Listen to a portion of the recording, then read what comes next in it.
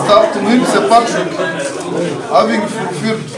William Twinamasco urukura by'ubururu mu district ya Mbara yahamye ngo kwiha batandika kuhamya abarukwenda kwesimbaho ahante stars zimwe na zimwe hine muntu wena owekibine kitare cya NRM owizire okuhamebwa kwesimbaho twatwin NRM na independence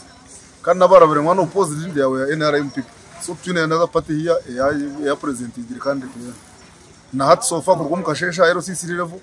we have nominated flag bearers of NRM and independence. So far we have not received any other party. Izoberi ya nyuma y'abazyo akaciko katandikire kuhamya abarukwenda kwesimbaho arengo rw'amagomborora Patrick Tumuhimbise uri meya wa Bwizibwera Rutoma Town Council kando wagaruka kahamebwa okwesimbaho ahantebe niyemwe yatugambiraho kubatakutunga sente zona okurugaho mu government kandi tukatunga funding tutandiko so sente bwa roko revenue twine sente zenguto twine sente z'amashomero twine sente zone zikuruga Kampala nguzigire ekizakora okuyamba abantu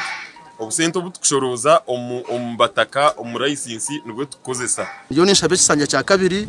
abwo kubikira nebizubu eberetine office manager tandikire atangishakiri mbwene kuba kungarro mu cyanye kirukuyija office ojo nkaje marira nshinga abantu babona ahi bashitama kandi tubone twacicara Guhona yayongera yagira ngo no barabe bariyo babona n'imihanda ngo konka batungira kumanyisibwa ngo baterwe budget y'ihanga kine sente zo kukozesa konka Town Council enguto zona n'amahambra abo kugira ngo tuzikatunga road fund kutwahirize kwetera umuranga batura nubwo twatunga no cyo kuvuga na no ibindi bizire bakora batwereza $50 za startup capital startup fund ezitwabasize kugira ekitwakoraho ayito rugambire bi nkabwizwera nyoni ngamba yanjye nkabwizwera Rutoma Town Council okugira ngo hosting embuga za Mbara district bariyo baza kuteka mu budget y'ihanga kugira ngo tanike kutunge sente zo korera abantu abebembezi yito muri Mbara district abutubire tutarukwenda batukorire busha tubabinjire tubagaruce konka abebembezi abatukorire ebyamagezi kandi abatukureba ngo tubinemo amasiko misho bagarucire mbwenu meya amasuka gutumuyinemu inguto zitu ezariyo nakora entiendo ariyo nazitamu konka kuko kumanya ibintu bya government tokura kukiro zotyo abantu bano bambenda bakorera pese yo rukwenda Tumuhimbise yagira ngo bakino rutaro urwo kureba ngo abebembeza bahanze batunga akasente akirireyo abo kubara RC1 chairperson bamuhereza shiringi umutwaro gumwe ezanje tindazigamba kuba mu misho ga kamera nizishwazana imwe nuratujira makutu konka